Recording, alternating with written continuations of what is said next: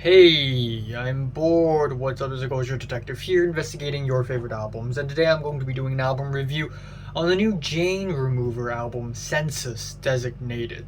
So, Jane Remover is a singer, songwriter, producer, and this is her new album. In fact, this is her second album this year. Earlier this year, he released an amazing dance album called Grave Robbing under the alias Leroy, where she usually does her side projects. My laptop is screaming again. I really love it when that happens.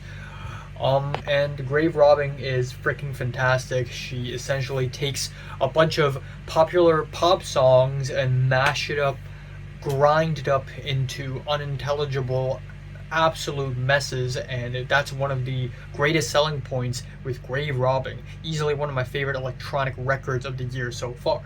But of course, she has released another album under Jane Remover, aka Delete Zeke, and this time it is Census Designated.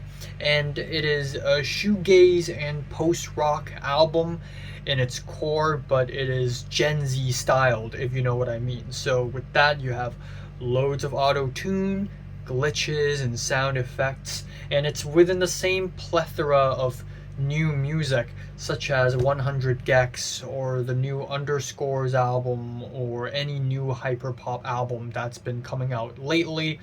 And essentially, this is the new wave of progressive, new age American music from the 2020s, and it is new, it is in the frontier, it is trailblazing. But yeah, this album is completely different from Grave Robbing. In fact, this is not only genre-wise, it is completely different. One's electronic, this one's shoegaze and post-rock, but also this one is so much more emotional and personal, with tons of lyrics about heartbreak and toxic relationships and all that stuff. And a lot of the tracks sound pretty much all the same, in my opinion. We have a bed of emotional synths, overblown tones, noisy guitars, faintly layered vocals, and a lot of the verses and choruses on this album don't necessarily stick with me or anything like that, but lyrically there is a lot of genuine emotional content, and I think that is the main selling point of this album anyways. So let me go over the tracks that I enjoy. We have Cage Girl, Cam Girl, the album opener. I think it is a great tone setter. We get some simple, deep registered guitars, and it sort of builds up to a noisy climax leading into the rest of the album. And the track Fling is a really fiery track with big explosive drums. Holding a Leech is actually one of the highlights on the album, albeit one of the most brief tracks here. I think I really like the Midwest emo vibe that this track has because of the dejected guitars. And lyrically, she sings about being led around in a relationship, not having any control, and just feeling like she lost all control. And lyrically, the album is pretty much like that throughout the entirety of it.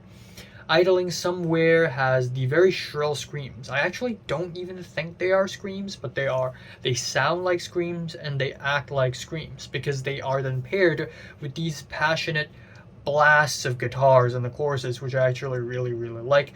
And the title track is probably one of the catchiest tracks here. It's got the cascading vocal layers, it's blissful as hell. And then we have Video, which is the longest track on the entire album at nearly 9 minutes long, and it's a more toned down track than all the other tracks here. We have a bed of soft synths, and then of course it explodes into a climax. Lyrically, she writes a lot of lyrics. Jane Remover is the type of songwriter who writes a lot of lyrics, and you know what? I respect that. I really respect her for just pouring out all her heart on all the tracks and just jam-pack them with lyrics. It's kind of funny, and I wish more artists would do that. But she essentially expresses her intense love for this guy, and she's recalling all these events, and yeah, we were on the couch and you were on top of me, blah blah blah blah blah, and it's just like, okay, sure, Contingency Song is the album ending. The track sort of slowly builds up to a dense block of white noise near the end of the track. So, yeah, overall, it is a pretty good album. I think it's got a lot of emotional content that is kind of fantastic. Lyrically, it doesn't really go anywhere, though. I think if she expresses these themes and feelings for 3 tracks, I think it would have been quite enough already. But I just feel like lyrically it doesn't go anywhere. And I think the biggest problem this album has is that it is just kind of the same all over it. And you may argue, well, duh, it's a shoegaze album, it's a post-rock album. But my guy, shoegaze and post-rock doesn't have to be same. Earlier this year, Paranol released a fantastic shoegaze album, and it's full of rhythm changes, vocal effects. Every single track has a different chord progression, and it's pure freaking bliss. But this album is just not really that. But if there's one thing I can definitely say is that the album cover is a banger. I really like the album cover. It's fire. So yeah, overall, it's pretty good, I guess. I'm feeling a strong 6 to a light 7 on this album.